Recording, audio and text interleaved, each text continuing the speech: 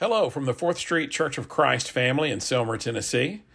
Unfortunately, we were unable to get a video recording of today's worship service, but we do have this audio recording for you of today's lesson entitled Restless. Our text this morning, if you would like to follow along, is Matthew 11, verses 28 through 30. Do you remember the story of the 3 little boys who were bragging about their dads? You know, the "my dad is better than your dad" stories. The first boy says, "My dad scribbles a few words on a piece of paper, then he calls it a poem, and they give him $100 for it." The second boy says, "That's nothing. My dad scribbles a few words on a piece of paper, he calls it an article, and they give him $250 for it." The third boy speaks up and he says, "I've got you both beat. My dad scribbles a few words on a piece of paper, he calls it a sermon, and it takes 8 people to collect all the money." Well, we're familiar with that way of thinking, aren't we? Another way we've heard it, anything you can do, I can do better. I can do anything better than you. No, you can't. Yes, I can. Does it surprise us that this doesn't seem to stop when we're kids? Someone says, "You're going to the Gulf Coast for 3 days during fall break?" Well, we're going to spend 3 weeks in the Caribbean. You wake up at 6 every morning? Well, I get up at 5 every day. Your loved one did that for you? Well, my loved one did this for me. And it's always something bigger and something better.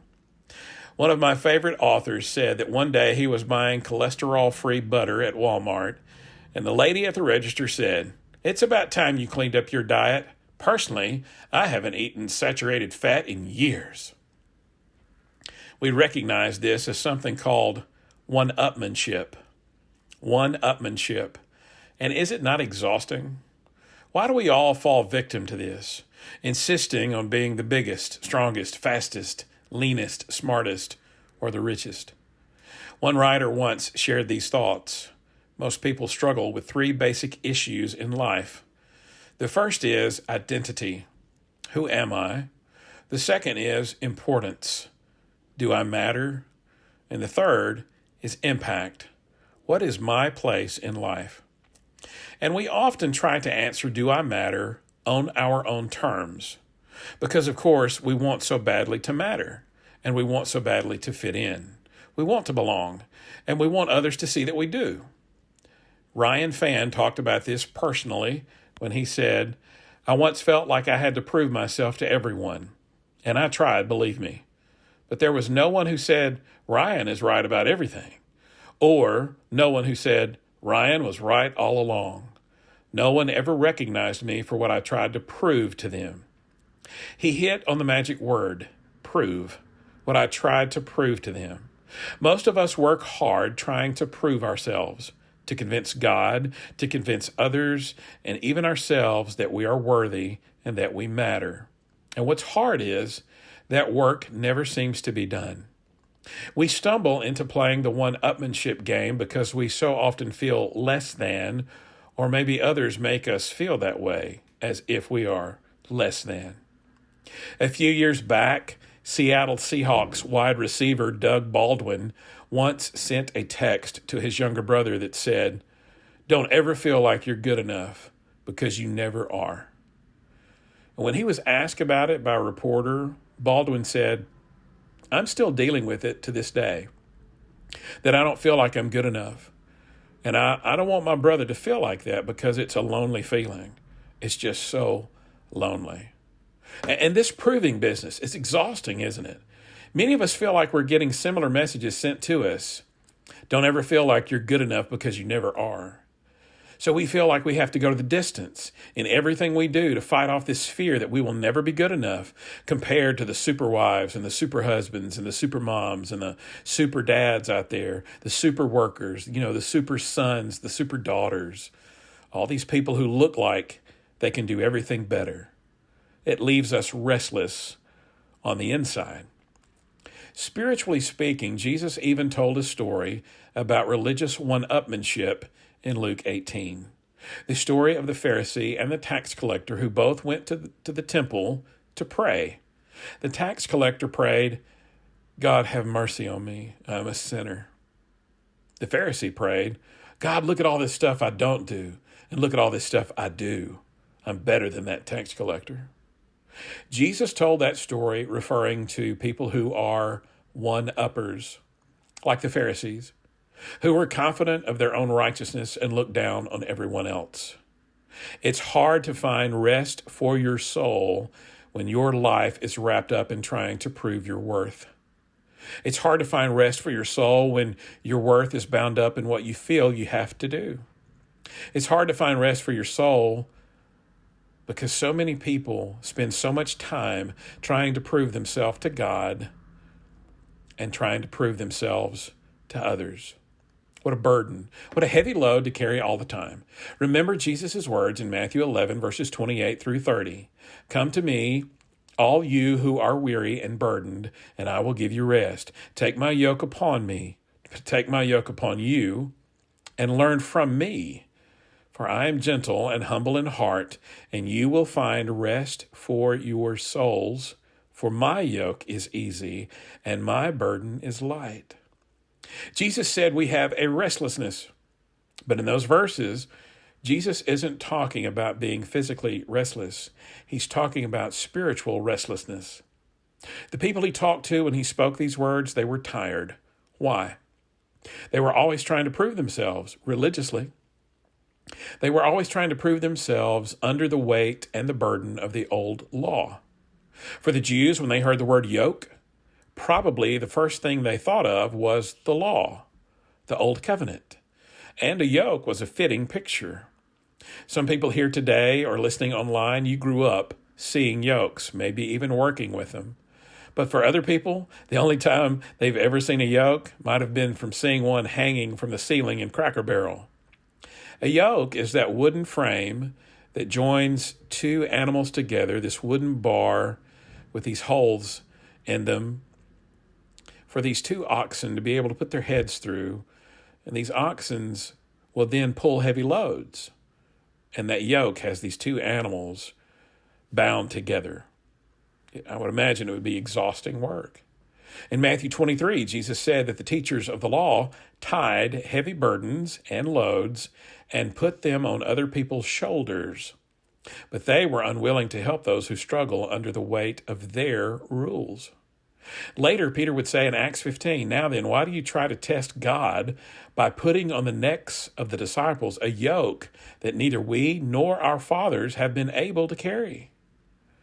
There is a deep restlessness, this guilt and anxiety that comes from needing to prove yourself, a feeling like you're never measuring up. The people back then felt a deep restlessness because they were yoked to the old law and its traditions.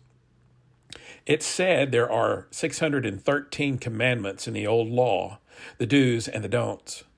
When it came to the yoke of the teachers of the law, all the Jews seemed to know was heavy loads, commands that no one could carry, the burden of too many man-made traditions added onto the law, the burden of trying to prove themselves to be good enough.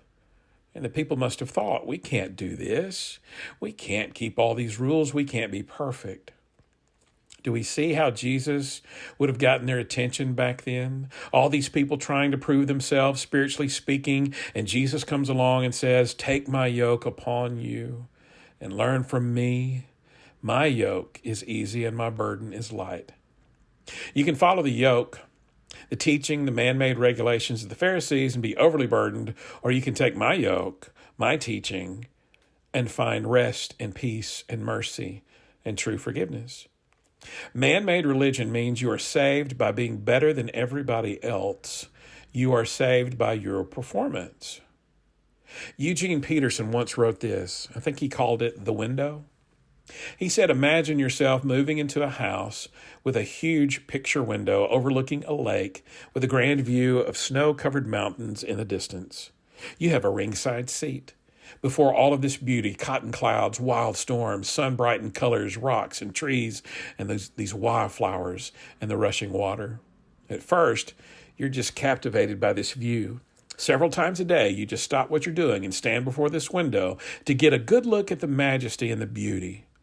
And then one day, you notice some bird droppings on the glass, And so you get a bucket of water out and a towel and you clean it. A couple of days later, a rainstorm leaves the window streaked and the bucket comes out again. One day, some visitors come over with their kids and their dirty little fingers. And the moment they leave, you notice there are smudge marks all over the window.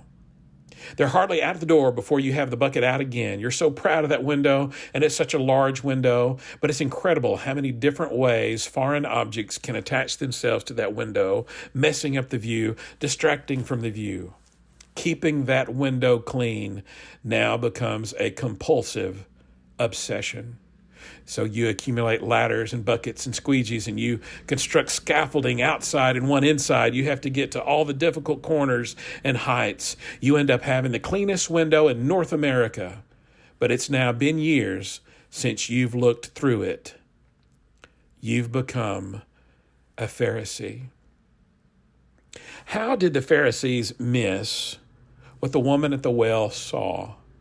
How did the Pharisees become so blind and legalistic?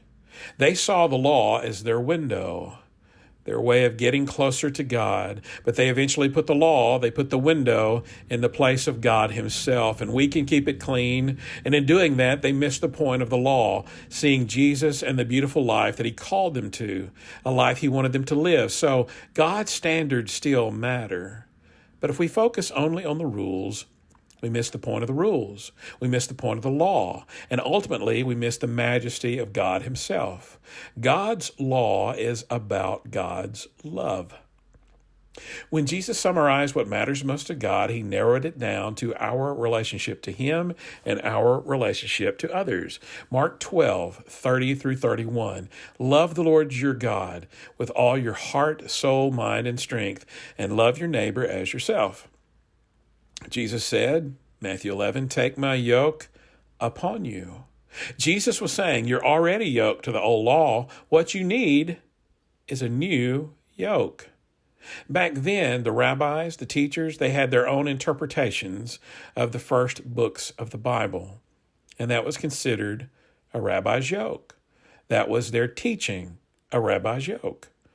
And the goal of the rabbi was to pass his teachings down to the younger generations. We can see that in the way Jesus so often worded his teachings. In Matthew 5, notice how often Jesus said, you have heard that it was said to the people long ago, but I say unto you.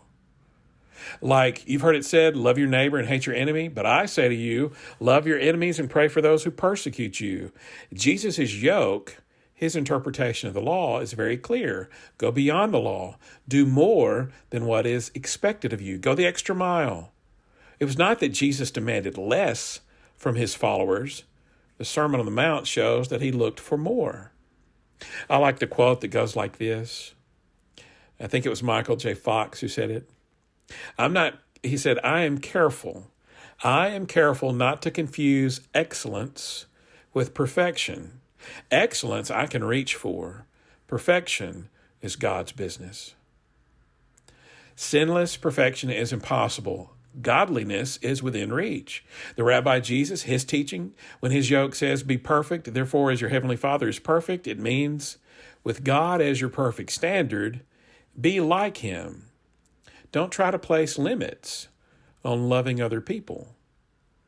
So how is Christ's yoke, how is it easy? The New American Standard says my yoke is comfortable. The Greek word for easy also has these other meanings. Easy to bear. My yoke is manageable. My yoke is more pleasant. Meaning, I believe, a yoke that has a better design to it. Jesus' yoke has a better design to it because it reduces the weight of the load considerably because it doesn't all fall on you. I like something Bruce Barton said about the easy yoke. He said, when Jesus says my yoke is easy, he's not saying, so grab a lawn chair and a Coke. The yoke is still an oxen's tool for working hard, but it's a special kind of yoke with weight falling on bigger shoulders than yours. Someone with more pulling power is there. Suddenly you are sharing life's responsibilities with a great partner, and now that frown is turning into a smile and that gripe into a song. None of this is saying that Jesus' teachings are a walk in the park, as in they're not challenging to live. It's just that all the weight of the performance doesn't fall all on you or me in obeying God's teachings. It rests on Jesus' perfection. Now that's comforting. Jesus not only provides his strength, he provides the strength of the Holy Spirit. Tim Keller added this thought about what Jesus was saying. He said, Jesus was saying, I'm the only one who, if you get into a harness with, will not relentlessly, unforgivingly drive you into the ground. Why? Because I'm the only yoke fellow who is humble and gentle. I forgive, I cover, but you have to get in the harness. Getting into the harness, that's discipleship. We have to be reminded that we're all yoked to something. And that something may be what we go to prove ourselves, to prove we matter, to prove our worth. If you're yoked to your job, the main thing you live for is your job. If you're yoked to your spouse or another person, your spouse or that other person is the main person you live for. Some people are yoked to their children, and they try to live their life through their children. Some are yoked to other people's approval, or some are yoked to their accomplishments. When we yoke ourselves to the wrong things, or even to things that are good in and of themselves, we will be restless. It's a restlessness that comes from needing to prove yourself, and in that, you will never find rest for your soul. For us today as well, this is, if you get anything at all, this is the main thing I think you need to get, and I need to get as well. This is what Jesus is saying. He says, if you are yoked to something else or someone besides me, you need a new yoke. If you're yoked to something else or someone else besides me, you need a new yoke. The Pharisee Jesus talked about in Luke 18 prayed, Lord, look how good I am. I can prove it by what I don't do and by what I do. He was proud of his religious performance, and as a result, he practiced one-upmanship. The tax collector, on the other hand, prayed, God, I'm a sinner. Please show me mercy. And remember what Jesus said about the Pharisee who tried to prove his worth and his goodness? He was not in a right relationship with God when he went home. God gave the law, and we couldn't keep it. Jesus was the only one who could perfectly keep the law, and he nailed it to the cross with his death. There is no soul-deep rest when your identity is found in accomplishments. Our true identity is not in what we do, but in what Jesus did. The cross shows us that we matter. That should humble us enough to leave the path of pride and show others that they matter too. Sarah Tchaikovsky played softball for Western Oregon in 2008. One day she goes up to bat against Central Washington, and I believe this is her senior year, and she hits her first ever in her life home run. Just past first base, she tears a ligament in her knee, and she's unable to run any further. The umpires state that if any of her teammates or coaches assist her, she will be declared out. And if a pinch runner is substituted for her, her homer will be declared a single. Hearing that, players from the other team, Mallory Holtman and Liz Wallace, offered. They came over to Sarah and they say, would it be okay if we carried you around the bases? So Mallory and Liz, holding Sarah's weight on their shoulders, they stop at each base and they let her touch each base with her good leg. Mallory and Liz carry all of Sarah's weight so she can make it to home plate. Isn't it something how the yoke Jesus talked about, both his teachings and that wooden bar, that the yoke was a crossbar that resembles the horizontal beam of the cross, the place where Jesus would carry the weight of the sins of the world, because his goal was to carry us home. And he offers his strength to carry us along as his disciples. Jesus doesn't offer restlessness. So let's not think of the lesson today being entitled Restless anymore. Let's remember this. Jesus offers rest. Spiritual rest. Taking on our sins, providing us strength for the journey. And that is an offer that is still available today. Jesus said, "Come unto me, all ye that labor and are heavy laden, and I will give you rest." Thank you for listening.